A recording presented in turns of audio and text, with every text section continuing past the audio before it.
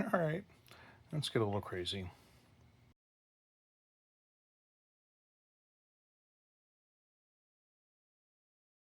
Hi, and welcome back to the Messy Garage. And I wanted to share a few quick looks at comparing the new Icon G2 ratchets to some of the other stuff I have that's in the similar 3/8 inch flex head zone, but also a little bit on the quarter. So my champion of access has been this little SKLP90. It's made in USA. And it's been a good little ratchet. I mean, it's competing with my Icon bit ratchet for shallowness. This is a really shallow face. When you put a socket on here, I think I did a video on that. I'll put a link in the description if I did. But in any case, really shallow socket, really good. Short, and I bought it short on purpose, but there have been times, which is when I use the Icon bit ratchet, where I need some extra length. And that's where this boy should come in quite handy. Still really shallow, so just comparing, this is 23 millimeters wide versus just a little over 23.8 wide. So this is actually a little narrower, tiny bit narrower.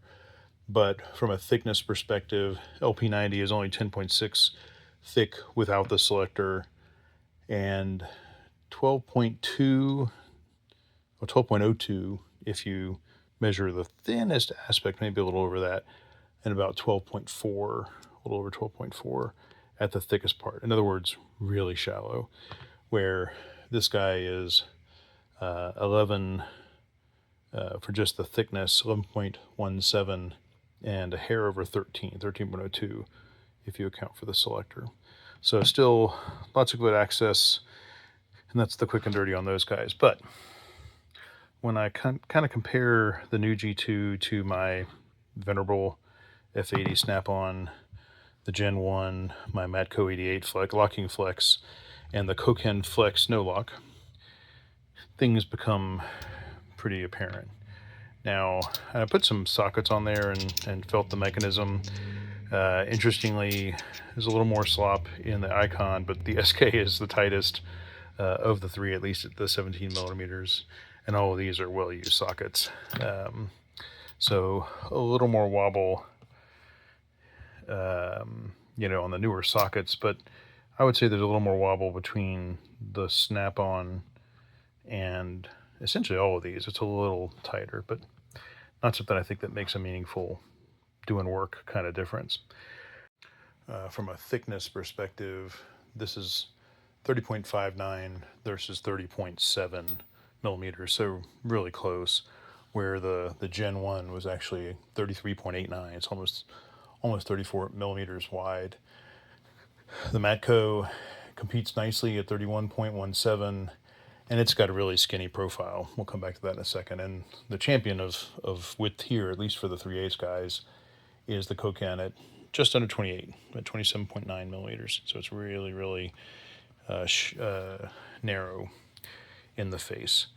So from a thickness perspective, with no selector, it's 14.5 for the F80.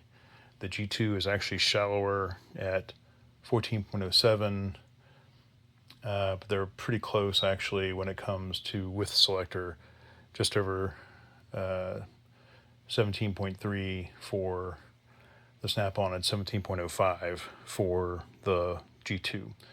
And all of these are thicker except the Matco 88, which is 12.1 with no selector, and 13.71, which makes it by far the shallowest, and that's kind of due to this recess here and just how flat that connector is, which is pretty good.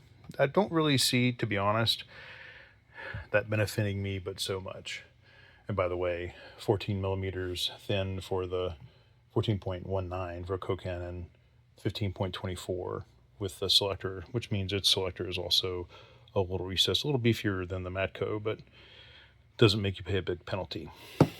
Okay, so the other thing I would say is, like the handle, I mean, people, even in video, I'd say it comes off more like, it just feels kind of where my hand is supposed to be. It's a little tackier than all of these guys.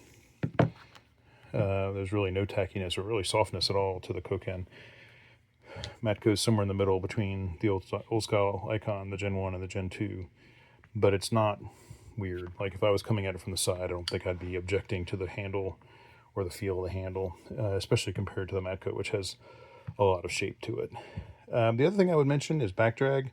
The Koken is laughably best. I mean, like, there's just so little backdrag, it's funny. And I don't have a good way to measure it. I'm sure people will be more precise in their measurement, but I would say this.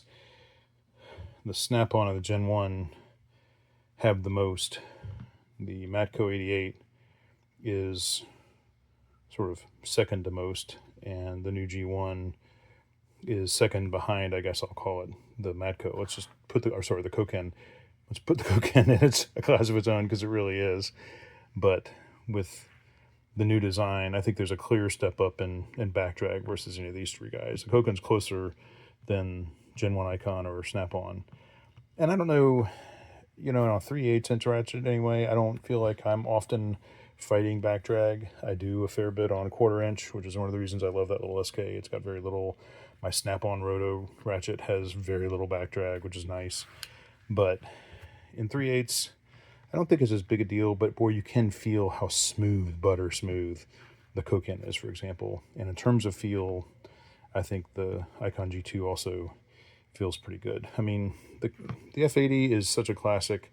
You know, it's big, it's beefy, it's thick, whatever. I don't care. It's a good ratchet. But I would say the Icon G2 definitely steps past the Matco and right up there with Snap-on in terms of feel and backdrag and all that. Probably a little better on backdrag. So one quick point of comparison that stands alone here is the locking mechanism, at least among the ratchets that I have. Like Snap-on has a very different locking flex mechanism. These two are extremely similar. The handles look the same. I mean, or very nearly the same. Like that's a little trimmer, a little more defined, maybe a touch bit taller. I could measure it if anybody's super interested. But the big difference for me is this has always been super stiff. I mean, to the point where I can't easily do it. And I think that's a warranty issue. I should either take it apart, and I have lubed it. I've done all kinds of stuff to it. Not easy.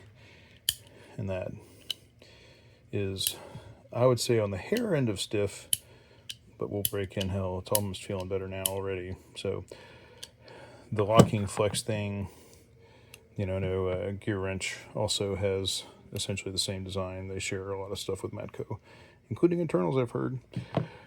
But the other thing I would just say, if we're comparing the Matco 88 head-to-head with the Icon, is this open face, no ceiling. You can kind of see a bunch of grunge in there. That may or may not be getting into the ratchet, but I don't love it. Where this is nicely sealed, has rubber gaskets internally, etc. So I think the mechanism here feels great, and the on-off here is very smooth.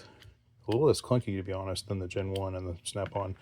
Very smooth, but still very prominent switch. You know, if you don't like that, then you don't like it. But I think it's fine. I don't really care. I mean, I really care about the feel of it.